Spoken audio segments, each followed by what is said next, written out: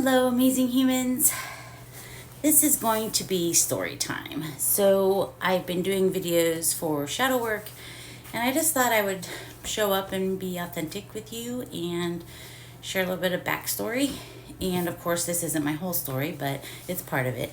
So, talking about shadow work and limiting beliefs.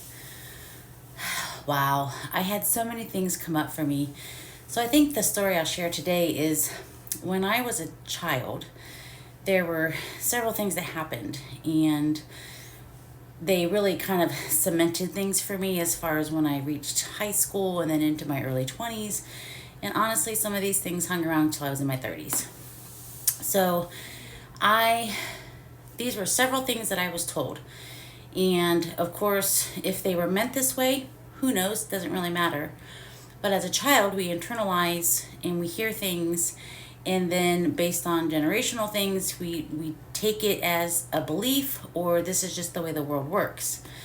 So, several things. My mom got remarried when I was like 7 or 8, and then I have two sisters, and I remember that I had babysat my one little sister, and babysitting isn't really, you don't really babysit your siblings, but I guess you can. And I was watching her, and she had rolled off the changing table and cut the little thing above inside your mouth. And it was terrible. I freaked out. And then, of course, my stepdad, the next time we had some family gathering, he hands my sister to me and he says, "Here, don't drop my daughter." And so I already had feelings of not being a part of this new family unit, and that I was the stepchild, and that I wasn't worthy of being a part of a family because I come from a divorced background. And so I was always searching and fighting for someone to love me. And there were a lot of male figures that daddy issues. So I was searching for, to be loved, honestly. And then some other things that I was told when I was younger were things like, you won't ever amount to anything unless you have a college degree. And I didn't have any common sense. I was stupid. And then to compound that, I was kind of set up for failure.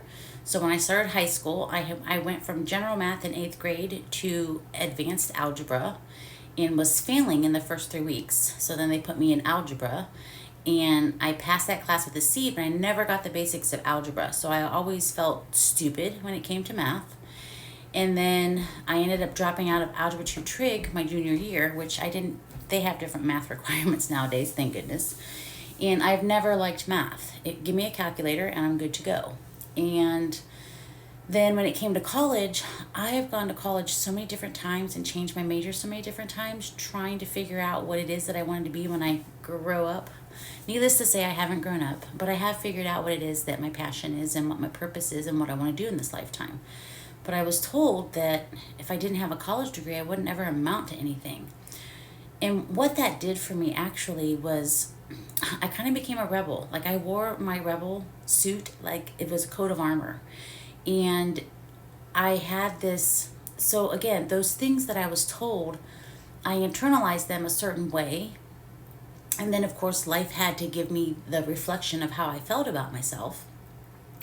And so I kind of became this rebel of, well, I'll prove to you that I can do it my way. And that's an awesome, awesome thing to have. Yet it also has its like downsides to it too. So I want you to see that no matter where you are or what you're doing, there's got to be a balance. And so learning to embrace all of those pieces and parts of yourself and finding the positive in those bad things or negative things or the beliefs that you brought up from your childhood, you can change them and take back your power. So I'll give you an example of that. So I have 2 technical degrees, and I have taken plenty of college courses that they should just give me a BS, like a bullshit degree, because I still have student loans. So I've done the college and I've done technical. So I was a licensed massage therapist, and I was a licensed esthetician. I've owned several businesses, very successful. I've had jobs that I did not have a college degree, but because of my military background, because I also joined the Ohio Army National Guard, in my mid 20s before I got married.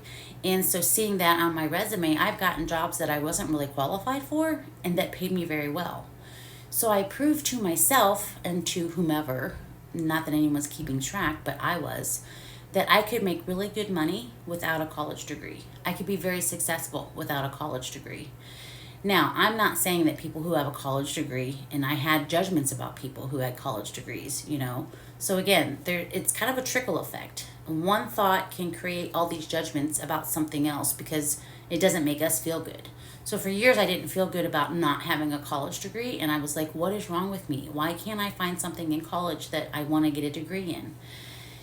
And so then I thought, okay, well, people with college degrees, they're not always smart. It's just a piece of paper. Now, again, I'm not saying this is what I believe today. I'm just telling you that the thoughts that I told myself and the way that it was more of a protection for me to ignore the fact that I didn't have a college degree and I didn't have to have one.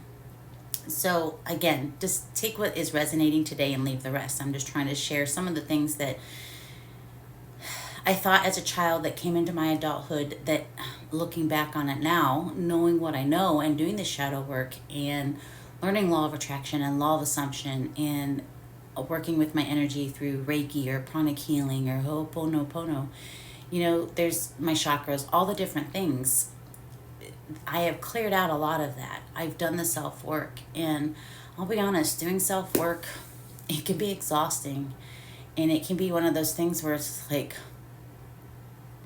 there's a lot of tears involved, and there's a lot of, you can't look yourself in the face in the mirror sometimes. And I've had those moments where I did not like myself. And I knew by doing that shadow work and by going within that I was going to discover me. I was going to discover the beautiful person, the beautiful soul, the beautiful human that I am. And even though it really sucked some days, I kept doing it because I knew that there was a light at the end of that tunnel for me.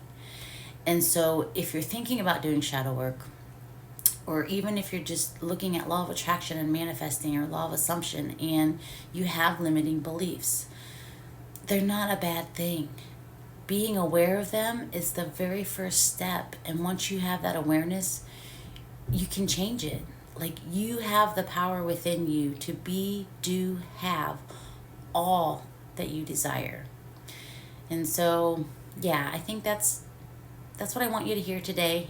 And thank you for listening to part of my story. And I hope it resonates. And know that you're not your story.